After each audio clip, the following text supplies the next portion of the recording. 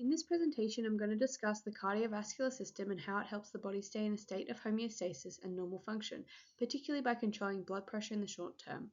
Additionally, I'll be presenting the endocrine system, emphasizing how hormone transport and physiological regulation enable the cardiovascular system to support its operation. The heart, arteries, veins, and capillaries make up the cardiovascular system. The heart is situated between the lungs and just to the left of the midline in the mediastinum, which is part of the thoracic cavity. The right and left ventricles, as well as the right and left atria, make up its four chambers. The superior and inferior vena cava bring blood from the right side of the body to the atria, while the pulmonary vein brings blood from the left side of the lungs. The pulmonary artery transports blood from the ventricles to the lungs, while the aorta transports blood from the left ventricle to the body. With the aorta arching over the heart and descending through the thorax and the abdomen, arteries transport oxygenated blood away from the heart. The largest vein is the vena cava, returns the blood that has lost oxygen to the heart. Microscopic vessels called capillaries are found in tissues that help with the exchange of waste products, nutrients, and gases. These structures work together to create a closed-loop system that facilitates bodily circulation. The heart moves blood through vessels like a muscular pump at the organ level. The heart is made up of endothelial tissue, which aligns the heart and vessels, cardiac muscle tissue, which contracts rhythmically, and connective tissue, which supports the valves and chambers. Blood vessels have elastic connective tissue that enables them to stretch and recoil, as well as a smooth muscle that controls the diameter. At the cellular level, endothelial cells control vascular tone and permeability. Cardiomyocytes produce contractile force, and pacemaker cells, sinoatrial node, start electrical impulses. Together, these levels guarantee effective circulation and reactivity to physiological demands. All four of the main tissue types are found in the cardiovascular system. Epithelial tissue. All blood vessels align with endothelium, which acts as a selective barrier to stop clots from forming. Muscle tissue. Smooth muscles in the arteries and arterioles regulate blood pressure and flow, while cardiac muscle in the heart permits contraction. Connective tissue.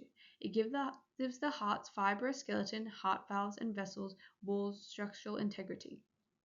Nervous tissue. Through sympathetic and parasympathetic pathways, autonomic nerves control heart rate and blood vessel tone. In order to preserve circulation and adjust to shifting internal circumstances, these tissues work together.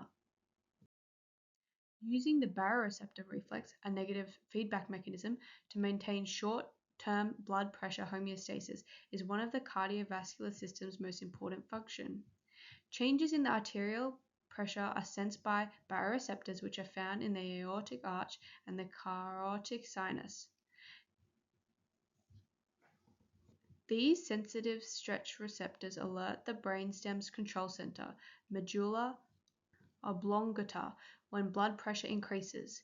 In order to lower blood pressure, the medulla dilates blood vessels and triggers a parasympathetic pathway which lowers the heart rate. On the other hand, sympathetic pathways constrict vessels and raise heart rates when pressure decreases. This quick adjustment takes place in a matter of seconds, guarantees steady organ perfusion and guards against the damage from pressure extremes. For instance, gravity lowers pressure by causing blood to pool in the legs when standing up quickly. It's nearly immediately restored by the baroreceptor reflex. The glands that make up the endocrine system release hormones into the bloodstream, which control growth, metabolism, stress response, and reproduction. The hypothalamus. This links the endocrine system with the nervous system and is located in the brain. Pituitary gland. It controls the other endocrine glands and is found just below the hypothalamus. Pineal gland. This gland is found deep in the brain and regulates the circadian rhythm using melatonin. Thyroid gland. Its role is to regulate the metabolism and is found in the neck. Thymus. This produces T cells, most of which are produced before birth, and is located behind the sternum. Adrenal gland. They produce cortisol, aldosterone, and adrenaline, and sits atop of the kidneys. Pancreas. It is situated behind the stomach and uses glucagon and insulin to control blood sugar. Gonads. These are sex hormones that are produced by the testes in men and ovaries in women, which are situated in the scrotum and pelvic cavity, respectively. For the glands to effectively deliver hormones to their targeted tissue, the cardiovascular system is necessary.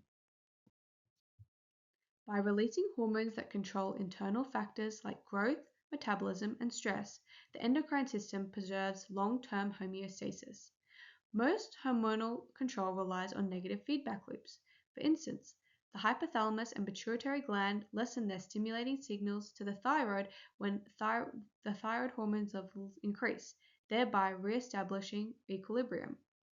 The cardiovascular system's quick reaction are complemented by this slower, more persistent regulation, which makes sure the body stays steady over time in spite of shifting internal or external demands.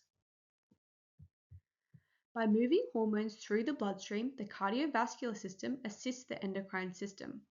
As a direct cardiovascular reaction to an endocrine signal, the adrenal glands release adrenaline during stress, for instance, raises heart rate and cardiac output. Blood pressure and the metabolic rate are modulated by thyroid hormones, which also affect heart rate and vascular resistance. The pancreas secretes insulin, which enters tissues through the bloodstream and promotes the uptake of glucose. Physiological regulation would be hampered by the delay or disruption of hormone delivery in the absence of effective circulation. Because of their interdependence, both systems are guaranteed to cooperate in order to preserve homeostasis and react to both internal and external stimuli. In conclusion, the cardiovascular system plays a crucial role in preserving homeostasis, especially through baroreceptor reflexes' ability to regulate blood pressure in the short term. Its organs, tissues, and cells allow for quick and accurate adaptation to physiological demands. Despite its uniqueness, the endocrine system is largely dependent on the cardiovascular system for both hormone transport and feedback integration.